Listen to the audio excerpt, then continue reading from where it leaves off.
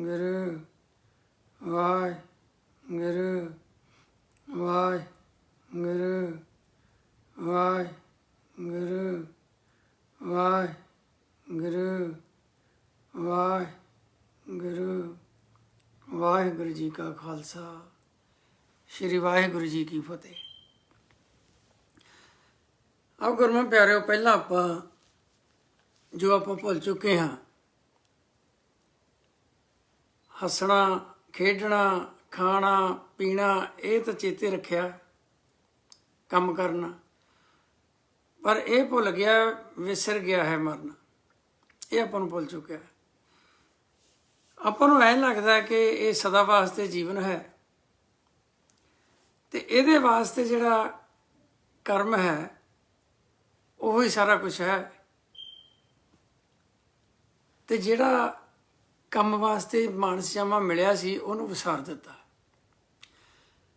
तो आपां नूं याद कराउण वास्ते महाराज ने गुरबाणी विच ऐसे शब्द पा दिते कि जिन्हां नूं सुण के साडे मन नूं ठोकर वजे। उह 'च आपां शब्द ही पढ़िया सी, फफा फिरत फिरत तू आया, दरलब दे कल युग में पाया। ये फिर के कित्थों आए हैं,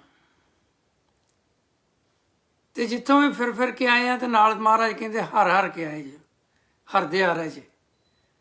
फिरत फिरत बहुते युग हारियो, मानस दे लई नानक कहत मिलन की बरिया, सिमरत काहे नहीं। इन्हां जन्मांतरां दे विच महाराज कहंदे तुसीं फिर के आए हो, जूना चों घुम के आए हो। कदे आपां पताल दे थल्ले जिहड़ा जीवन है उत्थे चले गए, कदे धरती दे उत्ते जीवन वेखो किन्ना है। 4 खाणियां ने, अंडे च जेरे च सेहत च उत्पज, ये सारियां खाणियां ने ना, 4 खाणियां दे विचों दी आपां हुंदे आए हैं। ते कदे आकाश दे पंछी बन गए, उड्डण वाले पंछी, उन्हां च जीवन मिल गया। इन्हां दे विचों महाराज कहंदे फिर के आए हो, ते कल युग दे विच आण के फिर तुहानूं आ मानस जामा जिहड़ा ये मिलिया है। ते नाल की आख्या है, फिर इहा अवसर चढ़े ना हाथा। अवसर होंदा मौका। महाराज कहते फिर ये मौका दोबारे तुहानूं नहीं मिलना, मिलेगा नंबरवार, क्योंकि बार बार तकीद की है, मानस जन्म दलंब है, होए ना बारो बार, कि मानस जामा बार बार नहीं मिलता। तो आपां नूं ये भी पता है भी मिलिया है तो ये रहना नहीं, जाना एक दिन। फिर महाराज कहते की कर, कहते नाम जपे तो कट्टिए फासा। फासा की है, जिहड़ी जन्म तो मरण की गल च फाही पई हुई है। जे कहते कट लेगा तो महाराज कहते गारंटी दिंदे ने, कहते फिर जम्मण मरण ना होई, एक जपे जप सोई। जे कहते तू एक मालक नूं जप लेगा तो दुबारे तेनों जन्म ते मरण की लोड़ नहीं पैगी। लेकिन गुरमुख प्यारे हुंदा की है, जिवें आपां वेखदे हां भौरा है, वो लाइट दे नाल उहदी उदाहरण दित्ती, प्यार कर बहिंदा है। प्यार कर बहिंदा है तो लाइट झूठी हुंदी है, लेकिन वह भौरा उत्ते घुम के अपनी जान जिहड़ी खत्म कर लैंदा, शरीर खत्म कर दिंदा। इसे तेरे माया झूठी है, ये सच्ची नहीं है। सच्चा सिर्फ सच मालक है, निरंकार, जो उहदे तो बनिया है, ये बिनस जाण वाला है, खत्म हो जाने वाला है सारा कुछ।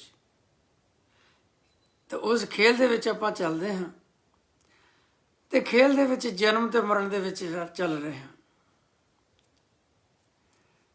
तो गुरमुख प्यारे चलते महाराज कहते इन्ने युगां दे युग बीत गए, लेकिन जन्म तो मरण खत्म नहीं कर सके असीं। ਪਹਿਲਾਂ ਵੀ ਕਿਤੇ ਮਿਲਿਆ ਹੋਊਗਾ ਮਾਨ ਸਿਆਮਾ, ਤੇ ਝੂਠੀ ਮਾਇਆ ਦੇ ਉੱਤੇ ਹੀ ਅਸੀਂ ਇਹ ਖਤਮ ਕਰ ਦਿੱਤਾ।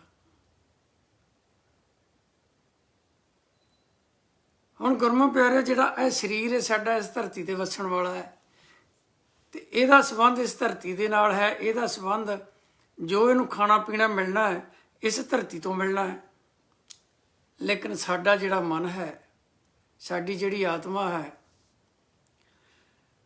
ਉਹ ਗੁਰਮੁਖ ਪਿਆਰਿਓ,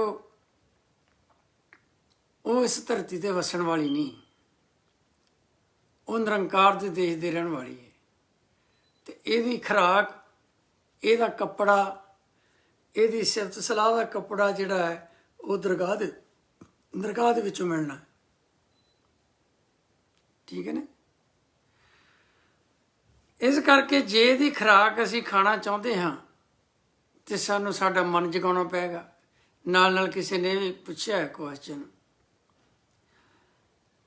ਬਈ ਮਨ ਤੇ ਆਤਮਾ 'ਚ ਕੀ ਫਰਕ ਹੈ? ਗੁਰਮੁਖ ਪਿਆਰਿਓ, ਅਸੀਂ ਪਹਿਲਾਂ ਜਿਵੇਂ ਆਪਾਂ ਨੂੰ ਦੱਸਿਆ ਜਾਂਦਾ ਹੈ, ਮਨ ਇੱਕ ਜੋਤ, ਮਨ ਤੋਂ ਜੋਤ ਸਰੂਪ ਹੈ, ਵੀ ਸ਼ਾਇਦ ਇੱਕ ਛੋਟੀ ਜਿਹੀ ਕੋਈ ਜੋਤ ਹੈ ਮਨ। ਇੱਦਾਂ ਨਹੀਂ ਹੈ। ਗੁਰਮੁਖ ਪਿਆਰਿਓ, ਜਿੱਦਾਂ ਦੀ ਆਹ ਬਾਡੀ ਹੈ, ਜਿਹੜਾ ਸਾਡਾ ਮਨ ਹੈ ਉਹ ਇੱਕ ਬਾਡੀ ਹੈ, ਇਸ ਤਰ੍ਹਾਂ ਦੀ ਪ੍ਰਕਾਸ਼ ਰੂਪ ਹੈ। ਆਹ ਸਰੀਰ ਹੈ ਜਿਹੜਾ 5 ਤੱਤ ਤੋਂ ਬਣਿਆ ਹੈ, ਤੇ ਮਨ ਦਾ ਸਰੀਰ ਵੀ 5 ਤੱਤ ਤੋਂ ਬਣਿਆ ਹੈ। ਇਹ ਸਰੀਰ ਹੈ ਜਿਹੜਾ ਇਹ ਨਿਰੰਕਾਰ ਚੋਂ ਪੌਣ ਪ੍ਰਗਟ ਹੋਈ ਦ੍ਰਿਸ਼ਟਮਾਨ ਬਾਡੀ ਹੈ।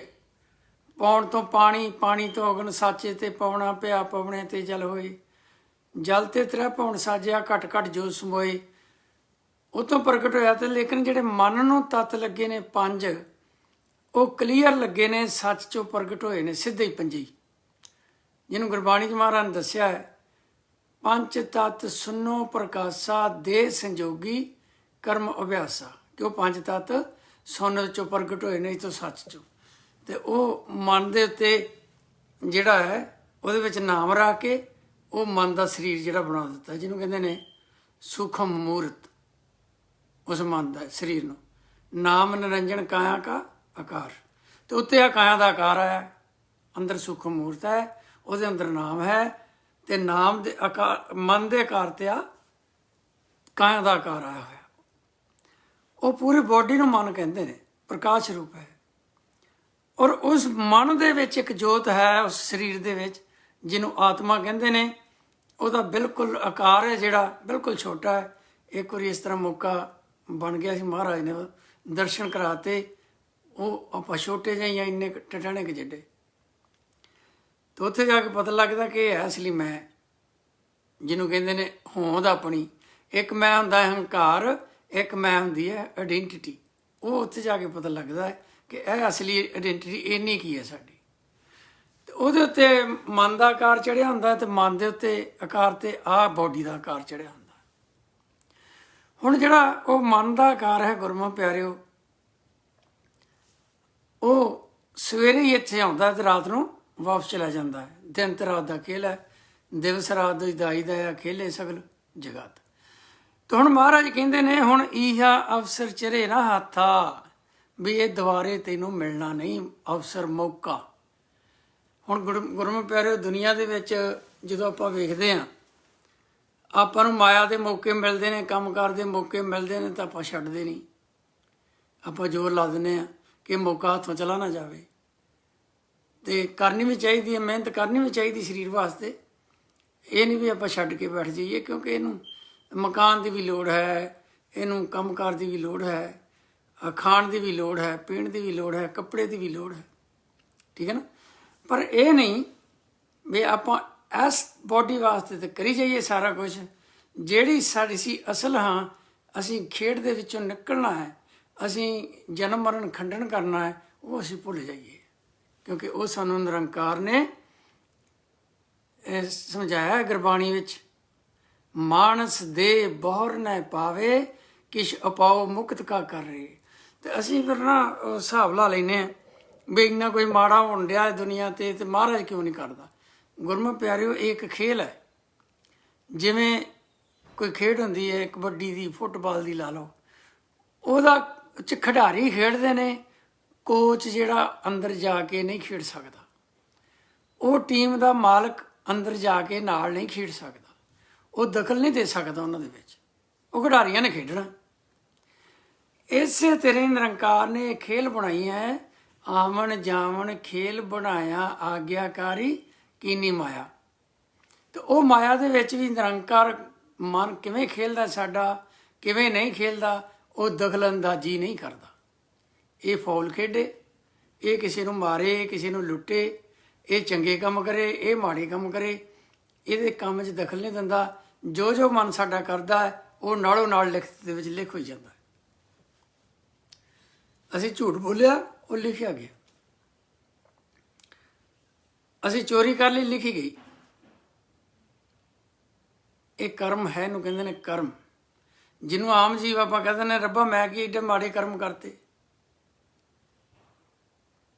ਠੀਕ ਹੈ ਨਾ, ਉਹ ਕੀਤੇ ਕਿਨੇ, ਆਪ ਆਪਾਂ, ਉਹੀ ਸਾਡਾ ਕਰਮ ਬਣੀ ਜਾਂਦਾ ਹੈ। ਹੁਣ ਜੋ ਪਿਛਲੇ ਜਨਮ ਦਾ ਕਰਮ ਕੀਤਾ ਹੈ ਉਹ ਆਪਣੇ ਨਾਲ ਭੁਗਤੀ ਜਾਂਦਾ। ਹੁਣ ਕਈ ਕਰੰਟ ਵੀ ਭੁਗਤ ਜਾਂਦੇ ਨੇ ਉਸੇ ਵੇਲੇ, ਤੇ ਕਈ ਕਰਮ ਐਸੇ ਹੁੰਦੇ ਨੇ ਜ਼ਿਆਦਾ ਮਾੜੇ ਕੀਤੇ, ਉਹ ਕਈ ਜਨਮਾਂ ਤੱਕ ਨਹੀਂ ਮੁੱਕਦੇ। ਪਰ ਹੁਣ ਮਿਲਿਆ ਮੌਕਾ ਉਹ ਕਰਮਾਂ ਨੂੰ ਸਾਫ਼ ਕਰਨ ਦਾ, ਉਹ ਮੈਲ ਨੂੰ ਸਾਫ਼ ਕਰਨ ਦਾ। ਉਹ ਜਿਹੜੀ ਕਰਮ ਸਾਡਾ ਬਣ ਗਿਆ, ਜੇ ਅਸੀਂ ਨਾਮ ਜਪ ਕੇ ਸਤਿਗੁਰੂ ਨੂੰ ਮਿਲ ਲਈਏ ਤੇ ਮਹਾਰਾਜ ਨੇ ਗਰੰਟੀ ਦਿੱਤੀ ਗੁਰਬਾਣੀ ਵਿੱਚ ਵੀ ਉਹ ਕਰਮ ਮਹਾਰਾਜ ਕੱਟ ਦਿੰਦਾ ਹੈ। ਕਹਿੰਦੇ ਕਿਆ ਗੁਣ ਕਰਾਂ ਸਤਿਗੁਰਾ ਜੇ ਕਰਮ ਨਾ ਨਾਸੇ, ਠੀਕ ਹੈ ਨਾ, ਵੀ ਜਿਹੜਾ ਕਰਮ ਕਰ ਚੁੱਕੇ ਆ, ਮੇਟ ਚੁੱਕੇ ਆ, ਲੇਕਿਨ ਇਹ ਨਾ ਹੋਵੇ ਕਿ ਨਹਾਤੇ ਜਿਵੇਂ ਪਸ਼ੂ ਨੂੰ ਨਵਾਈਦਾ ਆਪਾਂ ਤਾਂ ਫਿਰ ਗਾਰੇ 'ਚ ਵੜ ਜਾਂਦਾ ਹੈ, ਫਿਰ ਗੰਦਾ ਹੋ ਜਾਂਦਾ।